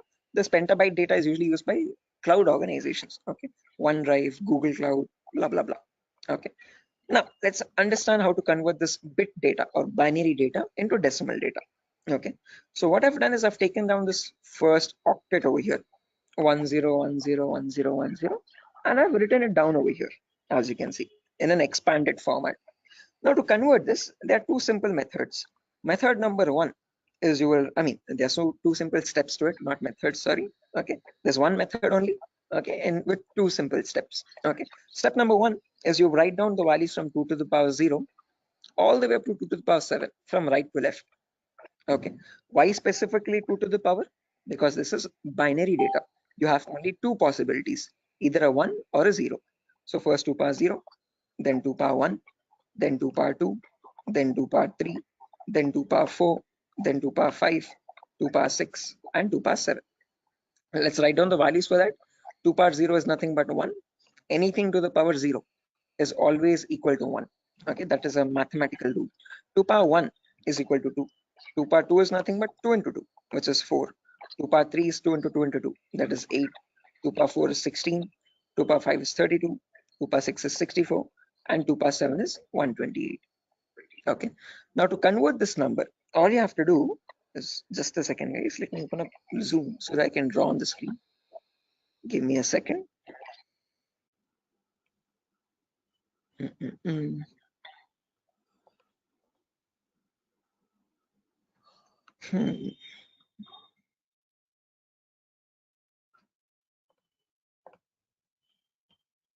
Right, perfect. So when you want to convert any number from binary to decimal, first things first, you have to write down these numbers. Then you multiply the lower number with the top one and add with the next one. As simple as that. Multiply, add, multiply, add, multiply, add. This goes on till the last step. Okay. So firstly, 2 power 0 into 0. Anything into 0 is 0 itself. So I've written 0 over here. Then 2 power 1 into 1. That is 2 power 1 is 2. As you can see, I've written the value over here. Into 1 is the value itself, 2. 2 power 2 is 4. 4 into 0 again, we have 0. 2 power 3 is 8. 8 into 1, 8 again. 2 power 4 into 0, 0. 2 power 5 into 1, 32. 2 power 6 into 0, 0. And 2 power 7 into 1, that's 128. Now when I add all this up, 128 plus 32 plus 8 plus 2, that becomes 170. So when we humans read the number 170, the computer does not understand it like 170. It understands it like 10101010, something like on signal, off signal, on signal, off signal, on signal, off signal, on, off, like that 4 times. Okay. So is this clear, guys? Any questions or doubts up to this part? Like how we have converted this binary number to a decimal number? How we know that 170 is equal to 10101010? Any questions for anyone?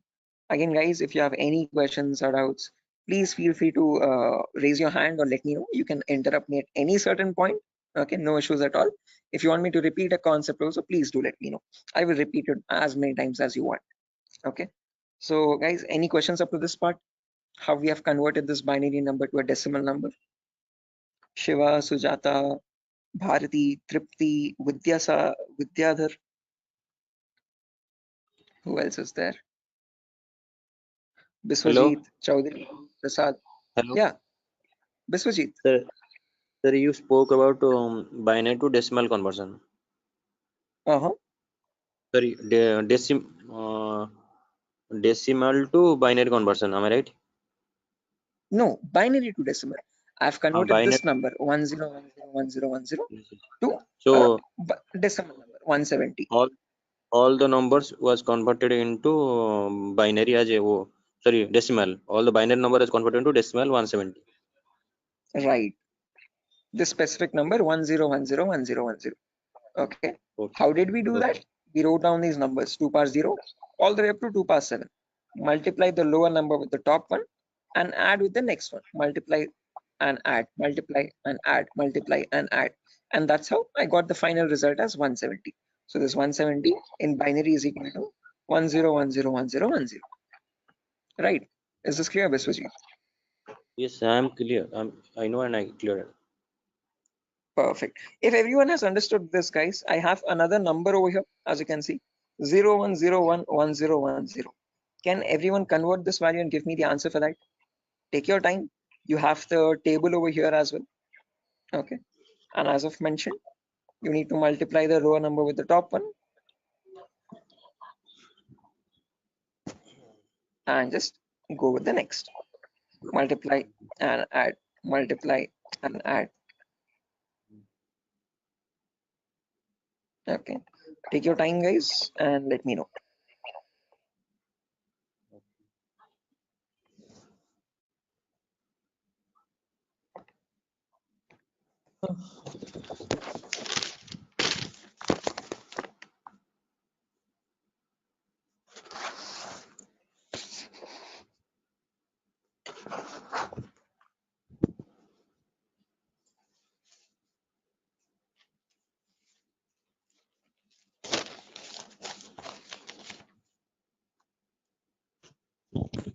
Is it 90?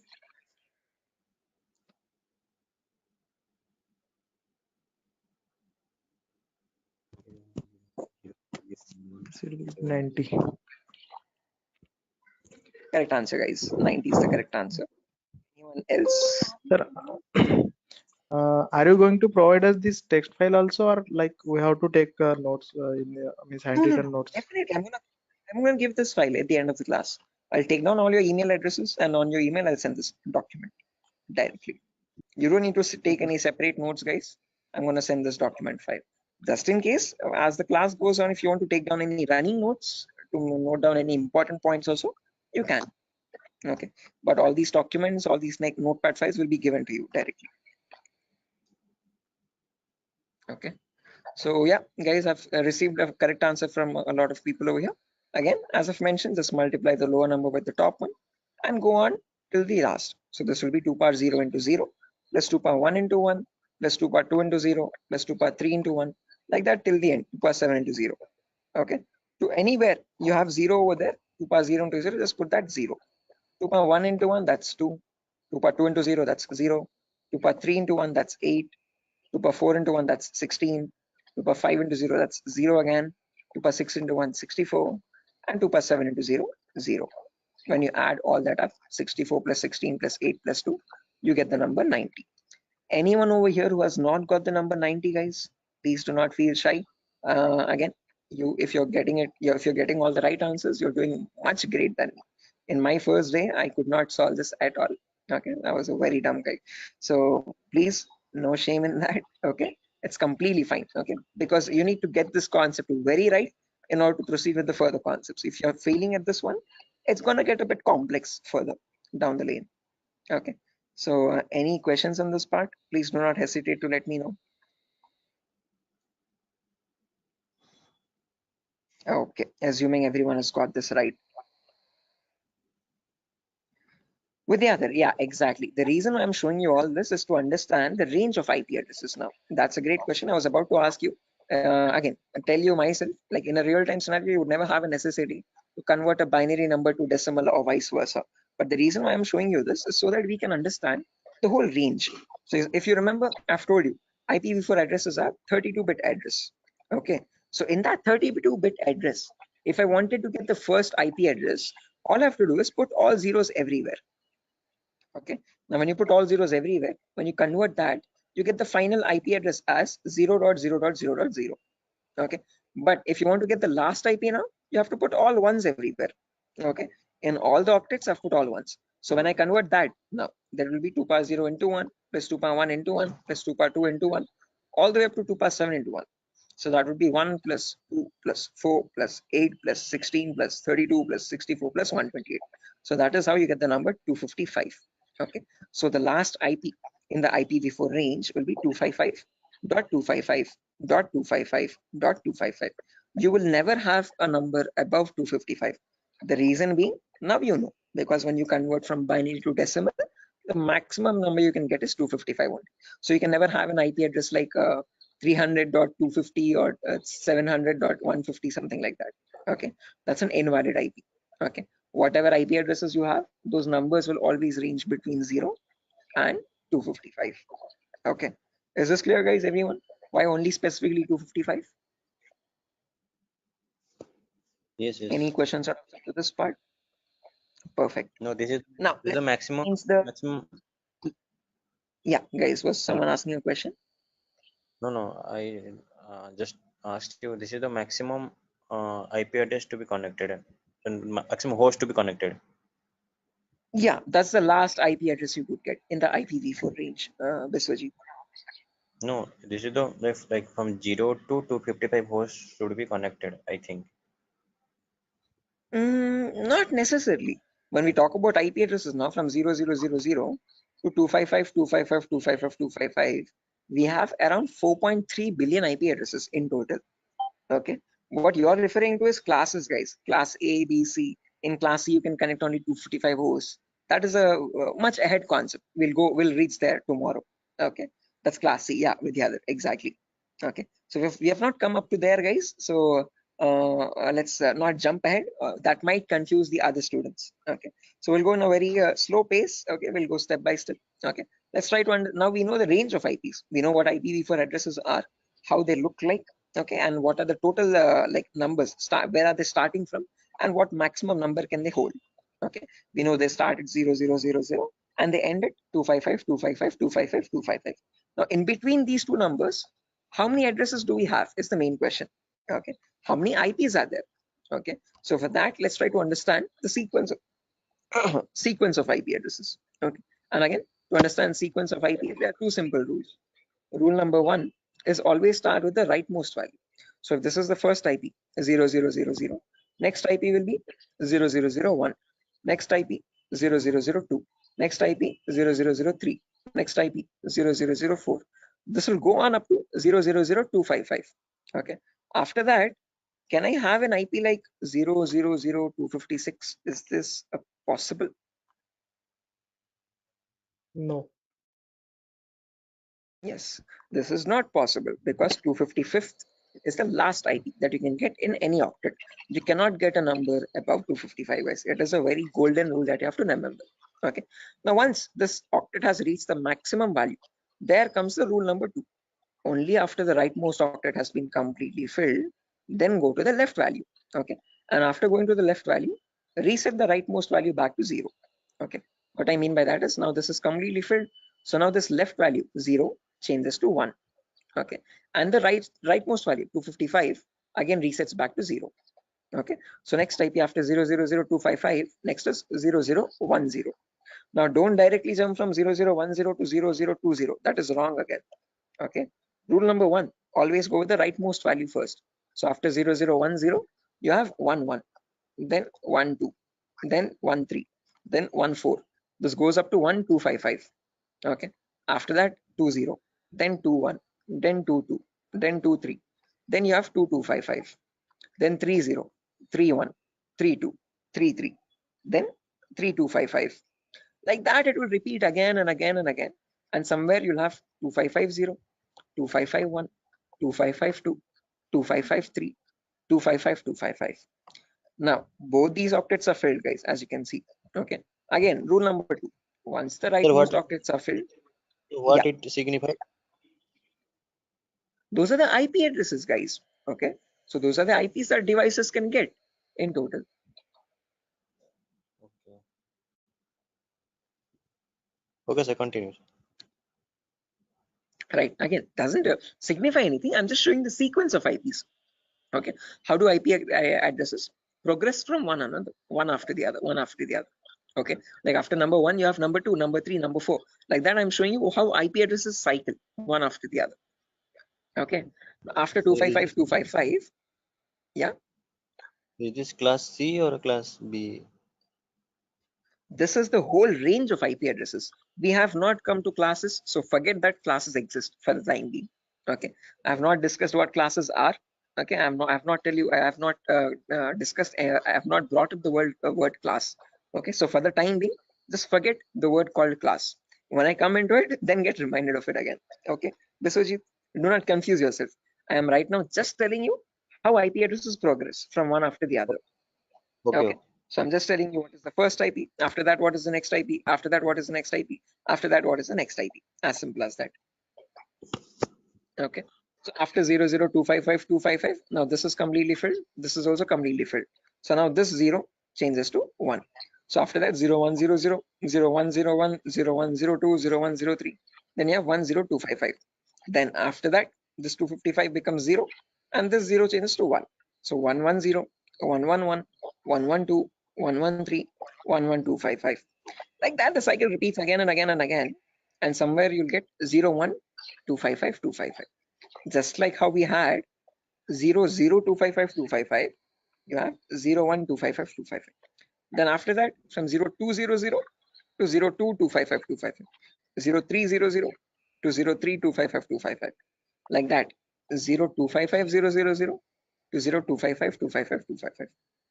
Now, whatever cycle repeated from the first IP 0000 till the IP 0.255255255, same cycle again repeats from 1000 to 1.255255255. Same repeats from 2000 to 2.255255255. Same from 3000 to 3.255255255. Finally, from 255.000 to the last IP 255.255.255.255. Okay, so all I'm showing you is the progression of IPs. How do IPs change from one after the other? What is the consecutiveness of IPs? Okay, so if you wanted to get the total number of IP addresses, you from 0000 till 255.255.255.255, it would be 255 to the power 4, because each cycle is repeating 255 times. So the total number of IP addresses would be 4.3 billion IPs. Okay, which is the number equal to 255 to the power 4. So with the other, yeah, the correct number of IP addresses would be 255 to the power 4. Hello, is that clear? Yes, sir. I understood something. Yeah. Okay, guys. Until this point, any questions, guys, for anyone? Again, do not get confused, guys. This is just to show you the sequence of IP addresses. In a real-time scenario, you would not need that anywhere. I'm just going very theoretically to get you familiar with the foundational concepts, like how IP addresses are built, how do they look like, what is the sequence of IP addresses, and so on. Going very basic. Okay. Sir, So, sir, you told. Hello. yeah, Biswajit. Sir, you told that 4.3 billion IP addresses. That means, sir, I did not get it actually. That, yeah, again, how many IP addresses are there, Biswajit? If you remember, each octet is cycling 255 times. Okay, so this first octet, rightmost one, is going from 0 to 255. Okay, after that from 10 to 1255, again 255 times. So like that, each octet is cycling 255 times. So there are 4 octets now. So 4 octets in the sense 255 into 255 into 255 into 255. Basic permutations and combinations. Okay, and when you calculate that 255 to the power 4, you get the number 4.3 billion. Okay, so that is how we got that number. Is that clear, guys? Okay. Hello? Yes, sir. Yes, sir. I understood. Right. Perfect, guys. Now, my question to you guys is, in today's world, in the era of 2022, are 4.3 billion IPs sufficient? No. No, sir. No, sir. Definitely. Right, correct. Because the population itself is around 8 billion people, right? Close to 8 billion or 8.5 billion. 4.3 billion IPs are nowhere sufficient at all. Okay. Again, each person might use multiple devices in the network also. Okay. So that is why, to come up as a solution, they made these IPs into 2 different parts. Okay. Solution number 1 was they divided these IPv4 addresses into again 2 categories. One, something is known as public IPs, and there's another category called private IPs. Okay. This categorization, okay, or division of IPv4 into public and private IPs is known as NATing, network address translation. Okay, when they knew that this solution is also not working out, this might also still cause the IPs to go extinct, then they came up with another set of IP addresses known as the IPv6 address, guys. Okay, so not just IPv4, there's another version as well called IPv6 address, and these are 128-bit addresses. What we are seeing until now is just a 32-bit address. 128 in the sense 4 times the size, bit length size of IPv4. Okay, but in that you have trillions and trillions of IPs. Okay, not billions, but trillions. Okay, so we'll discuss IPv6 on a later date. Okay, but in today's class, we'll end it with public and private IPs. So let's try to understand what these public IPs are and private IPs are. Okay, so public IPs are the IPs given to you by your internet service provider. So in our home, we might have different broadband connections. You could be using Act Fibernet or Airtel or Tata Docomo or BSNL. All these people are providing you the service of internet.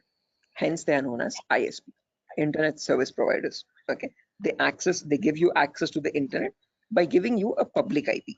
Okay, so to your home, you might have a router. Okay, that router might be getting a wire from the outside. Okay, that outside wire, that cable is nothing but giving you the public IP. Okay, so if you want to check your public IP, you could just go to the browser, and in the browser you could just search what is my IP. What is my IP? And from that you get an IP address over here. If I click on the first link in the browser, you can see I'm getting my Fibernet from Act Fiber Beam. My location is Pedda Voltaire, Andhra Pradesh, Vishakhapatnam. Okay, so this is my public IP. This is the IP I'm using from my ISP to access the internet or to take the Zoom session. Okay, locally in my network, now I have multiple devices. I have my phone, I have my laptop, I have my smart TV, I have my smartwatch, and so on. So these devices internally or locally also need IP addresses. What they use in a local network, in an intranet, is known as a private IP. So private IPs are the IP addresses provided locally in a network. Okay, so this can be given manually by you, by the network admin, or they can be given automatically as well from a DHCP server. Now, don't worry what this DHCP server is. We'll discuss about it in tomorrow's class. But one important thing to note is public IPs are used for connecting to internet. Private IPs are used in a local intranet. Intra is nothing but a local network, a small indigenous your house network or home network. Okay. So if I just draw this out to show you much clearly, let's say over here, this is my ISP. I hope the drawings are visible, guys. This could be my ISP, internet service provider. Okay, and I have my house over here in Vishakhapatnam somewhere. Okay, in my house I have multiple devices. I have my phone, I have my laptop, I have my smart TV, and I have my Wi-Fi router also. Okay, this router is getting a connection from the ISP outside externally. Okay, this is nothing but my public IP. Okay, this is the public IP part. Oh, sorry, public IP. Okay, on the intranet locally, now these devices, every device will be connected to the router internally. Okay, by giving the correct Wi-Fi router password. Okay, and these devices will get the private IPs. Okay, my phone will get one private IP, my laptop will get a different private IP, and my smart TV could be getting a different private IP. Each of them will be unique in a local network.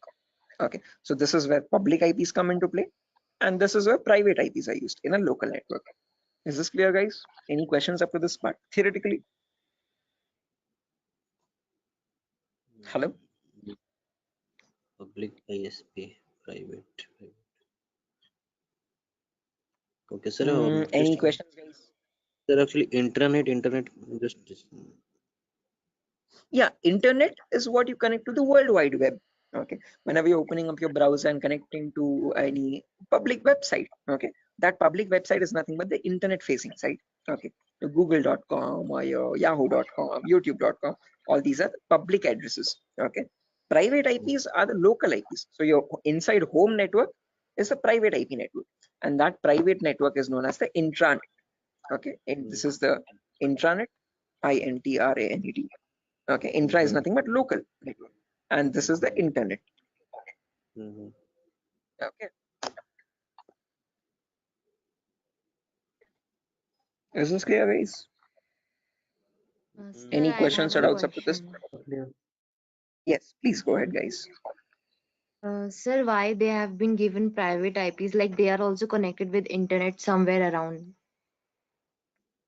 Okay. So, like, why they have been given private IPs? They should be public, right?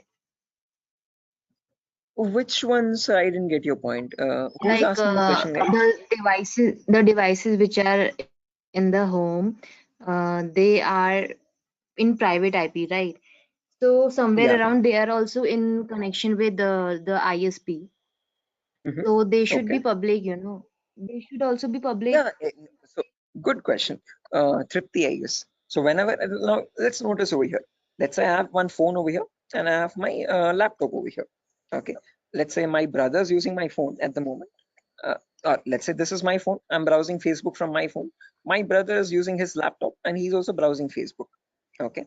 Now each of them, when they want to connect to the internet, okay, they will use the public IP. One, let's say this public IP is something like, let me draw this out. Yeah, annotate. Let's say over here, my public IP is something like 1.2.3.4. Okay. Now, whenever we want to connect to facebook.com, we will use our public IP that we are getting from our ISP 1234. And using that IP, we will go and contact Facebook.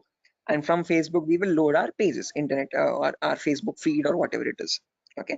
Now, let's say I am also browsing Facebook. My brother is also browsing Facebook from the same public IP. Now, how does Facebook know how to send my data to my phone exactly and my brother's data to the laptop or computer he is using? Okay, up to public IP, it will reach a router. But from the router, how does the router know which is the device which is holding my phone and which is the device which is holding my brother's laptop? That is where private IPs come into play. Okay, because my phone has a unique private IP where I have my account, and my brother's laptop has his own unique private IP where that system has its own private unique address again. Okay, so private IPs are used to identify a device in a local network and send the packets exactly to that device. Are you getting the point, Tripti? Yes, sir. Got it. Okay, so public IP is used to give you access to public services on the internet. Okay, but let's say in a local network, so when you're connecting to your Wi-Fi router to access facebook.com, your packet from your phone will always reach router first. From the router, so sorry for that, from the router it goes to Facebook server, public server. But when it is coming, when the response is coming back, it comes to router with the public IP. From that public IP, how does it know where to go? How does it know which device to connect? Because in your same Wi-Fi network, there can be many devices, multiple devices at the same time, right? For that local network connection, there is where we'll be using the private IPs, importantly, in a local network to give identity to each device in a local intranet private network.